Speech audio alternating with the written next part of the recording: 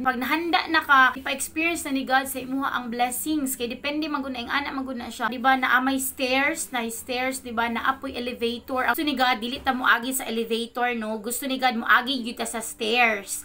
Kay ibig sabihin kung moagi ka sa stairs papunta sa imuhang victory, papunta sa imuhang promised land, kailangan moagi ka sa stairs jud ka nang maningkamot jud ka ba. Ibig sabihin nga naagi diha tanan ang syempre pag mag-stairs ka, diba? Kapoy kay imong mga tiil, hago jud, no? So kapoy, pagod tanan na diha kay tungod gikapoy ang imong mga tiil labi nagtaas kaayo. Hindi ka gaya sa elevator nga ay ang bilis mo tapos mabilis kang dumating. Yun nga dali ra kay kaniabot and then wala ka na pagod and then abot na ka sa taas pero di na mo ang gusto ni God kay wala kay matun-an ana. Dali ra kanimo nakuha ang success. So wala ka ni daan sa proseso. Unlike sa stairs, mudaan jud ka sa proseso ana. Gihaguan jud nimo an jud kag maayo ba ni sunod jud kag maayo sa lakang sa Ginoo.